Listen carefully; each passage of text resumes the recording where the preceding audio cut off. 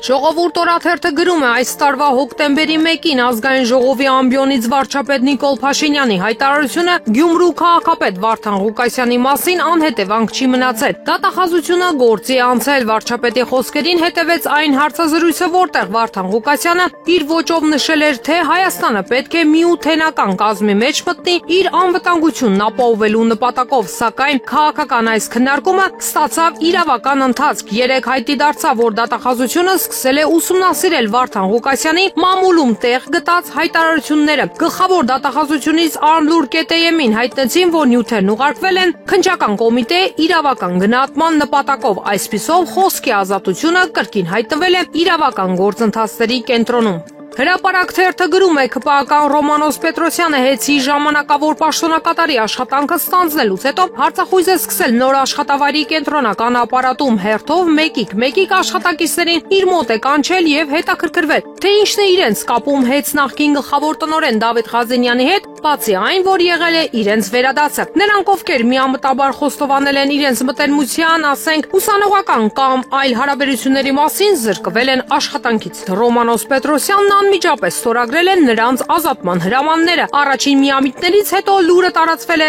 եւ ոմանք սկսել են թաքցնել ուրանալ Ղազենյանի հետ մտերմությունը։ Պատմում են, որ անգամ նրա սանիկն է չորով հերքել, թե կապ ունի Դավիթ Ղազենյանի հետ ու այդպես մնացել է աշխատելու։ Ժողովուրդ օրաթերթը գրում է, օրաթերթի աղբյուրները ԿՊ-ից փոխանցում են, որ Նիկոլ Փաշինյանի հստակ հրահանգը մեկն է՝ ոչնչացնել բոլորին, ովքեր կարող են հաջորդ խորհրդարանում հայտնվելու անգամ փոքր շանսեր ունենալ։ ԿՊ-ում հաճախ է քննարկում քաղաքական դաշտը մաքրելու ռազմավարությունը։ Պատահական չէ, որ երեք վարչապետի աշխատակազմի ղեկավար Արայք Հարությունյանը անձամբ քննադատում էր մարդու իրավունքների նախկին պաշտպան Արման Թաթոյանին։ Վերջինս, հիշեցնենք, երեք բավականին խոսումնալից մեկնարկ տվեց իր քաղաքական գործընթացներին, մամուլի ասուլիսում վստահությամբ պատասխանելով լրագրողների երբեմն սուր եւ ճնշող հարցերին։ ԿՊ-ի ներսում մեր տեղեկություններով հենց Թաթոյանի նման գործիչներն են ընկալվում որպես վտանգավոր մրցակիցներ։ Այդ իսկ պատճառով իշխանական բարձրաստիճան պաշտոնյաները սոցցանցերում եւ մամուլում հակաքարոզչական արշավ են սկսել։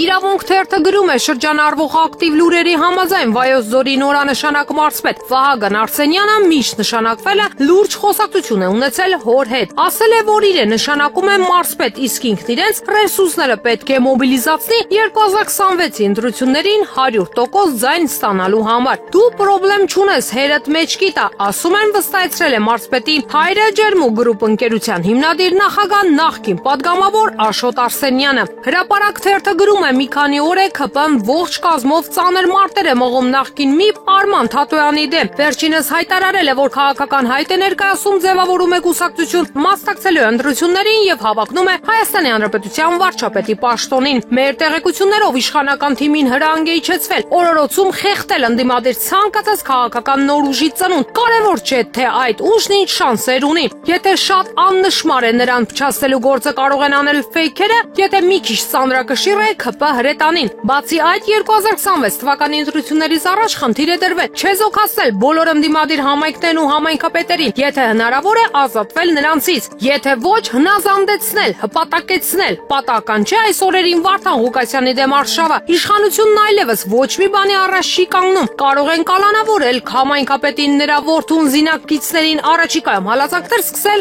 այլ հայտնի ու ազդեցիկ դեմքերի, այդ թվում ՀՀԿ-ական падգամավոր Մարտուն Գրիգորյանի նկատմամբ։ Իդեպ անցած շաբաթ Նիկոլ Փաշինյանն ազգային ժողովում ակնարկեց, որ օրենքում այնպիսի փոփոխություններ պետք է կատարվեն, որ թափանցիկ դառնա կուսակցությունների ֆինանսավորումը։ Ով է ֆինանսավորում մյուս կուսակցություններին, ինչ աղբյուրներից են ֆինանսավորվում, այս հարցերը պետք է օրենքով կարգավորել, ընտրություններին մասնակցելու հնարավորություն տալ չտալու հարց է ընդուն բարձրանում, կոնսպիրատիվ կառույցները պիտի գնան եւ կոնսպիրացիայով զբաղվեն, հրահանգ իջեցրեց նա։ Ժողովուրդ օրաթերթը գրում է, այս տարվա հոկտեմբերի 18-ին Լրանում հետաշեր ընկերությունների խմբի խորհրդի նախագահ բարերար Սամվել Կարապետյանի կալանքի ժամկետը, սակայն ինչպես տեղեկացավ Ժողովուրդ օրաթերթը, իրավապահ համակարգում քննարկվում է նրա կալանքի ժամկետի երկարացման հարցը, սա արդեն կլինի երրորդ միջնորդությունը։ Կարապետյանի պաշտպանը հայտնել էր, որ գործարարին առաջադրված մեղադրանքների փունջը, փողերի լվացումը, հարկեր ու տուրքեր չվճարել է եւ դրանց կազմակերպումը դատական նիստերի ընթացքում չհաղթահարեց հիմնավոր կասկածի շեմը։